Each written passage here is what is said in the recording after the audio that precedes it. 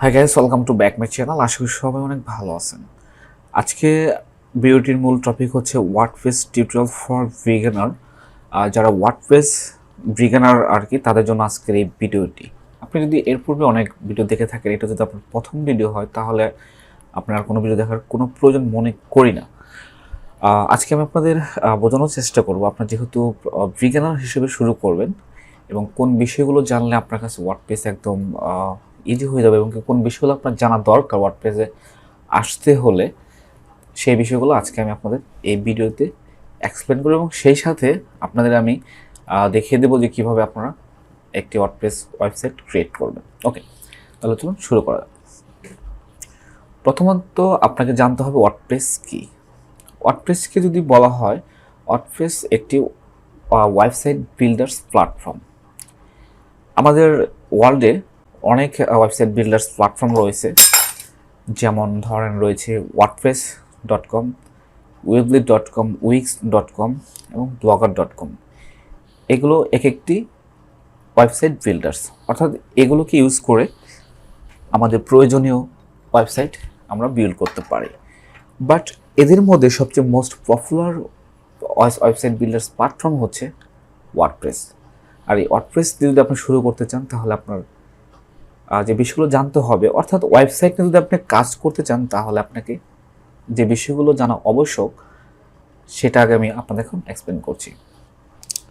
আপনি ওয়ার্ডপ্রেস নিয়ে website create করেন অথবা আরও যে প্ল্যাটফর্মের নাম বললাম, এগুলো নিয়ে করলেও আপনার যে বিষয়গুলো জানতে হবে, প্রথমত আপনার যেটা লাগবে মোস্ট ইম্পর্ট্যান্ট সেটি হচ্ছে ডোমেন এবং হোস্টিং।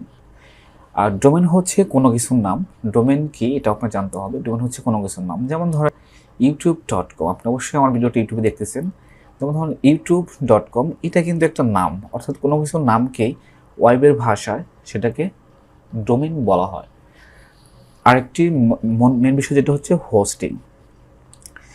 এবং হোস্টিং হচ্ছে, অর্থাৎ আপনি যখন কোনো ওয়েবসাইট বিল্ডার্স ইউজ করবেন তার পরের স্টেপ এগুলো। হোস্টিং হচ্ছে, সাপোজ ধরুন আমি একটা মোবাইল কিনলাম, আমাদের হাতে মোবাইল রয়েছে। আমরা যদি মোবাইলে কোনো ভিডিও রাখতে চাই তাহলে আমাদের কিন্তু একটা স্টোরেজের প্রয়োজন হয়। অর্থাৎ আমি বলতে পারি মেমোরি কার্ডের প্রয়োজন হয়। আমরা যখন কোনো ভিডিও দেখি, ভিডিও ডাউনলোড করি, তখন কিন্তু সেটা মেমোরিতে গিয়ে সেভ হয়ে থাকে। সো হোস্টিংটাকে আমরা মেমোরি ধরতে পারি। অর্থাৎ আপনার ওয়েবসাইটে আপনি যে ইনফরমেশনগুলো আপলোড করবেন, হতে পারে লেখার কন্টেন্ট, হতে পারে ভিডিও, হতে পারে অডিও, এই যে কন্টেন্টগুলো, এগুলো একটা নির্দিষ্ট জায়গায় সেভ হয়ে থাকে, যেখানে তাকেই ওয়েবের ভাষায় হোস্টিং বলা হয়, অর্থাৎ ওয়েব হোস্টিং। এবার যখন আপনি এই দুটো জিনিস নিয়ে কাজ করবেন এবং কি আপনি যদি ওয়ার্ডপ্রেস ওয়েবসাইট বিল্ডার হিসেবে নেন, তাহলে আপনাকে এই দুটো বিষয় অবশ্যই লাগবে। এগুলো আপনি অনেক ফ্রি ওয়েবসাইট রয়েছে যেখান থেকে আমরা ফ্রি, আপনারা বিগনার্স হিসেবে সেখানে ফ্রি ইউজ করতে পারেন। আমার অলরেডি একটা ভিডিও মেক করা আছে, আমি পাঁচটি ফ্রি হোস্টিং ওয়েবসাইটের কথা আমি নিয়ে কথা বলেছি, কীভাবে এগুলো করতে হয়।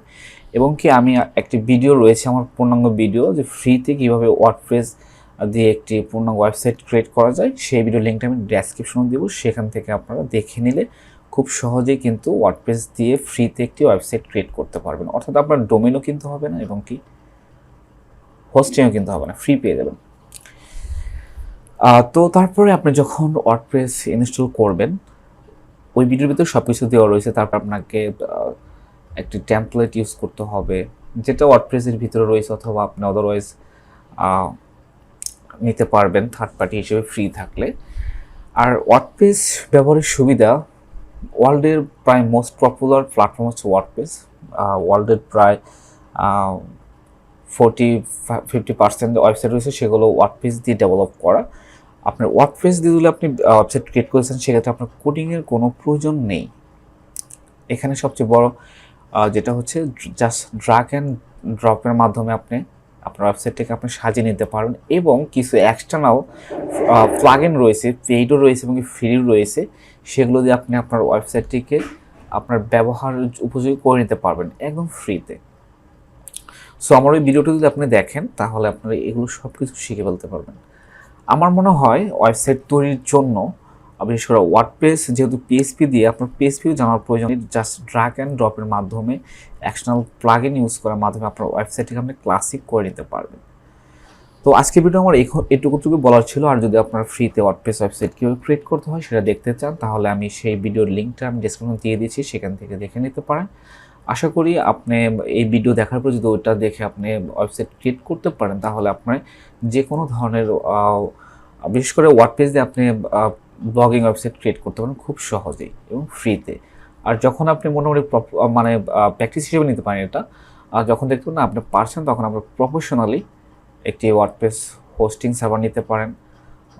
ডোমেন এবং হোস্টিং কিনে আপনি ওয়ার্ডপ্রেস দিয়ে ওয়েবসাইট আপনার মতো করে বানিয়ে গুগল অ্যাডসেন্সের মাধ্যমে আর্নিং করতে পারবেন। So thank you so much ধৈর্য ধরে ভিডিও দেখার জন্য। যদি কোনো প্রশ্ন থাকে সেটা অবশ্যই কমেন্টে জানাবেন। সো এখানে বিদায় নিচ্ছি, সবাই ভালো থাকবেন, সুস্থ থাকবেন, আল্লাহ হাফেজ।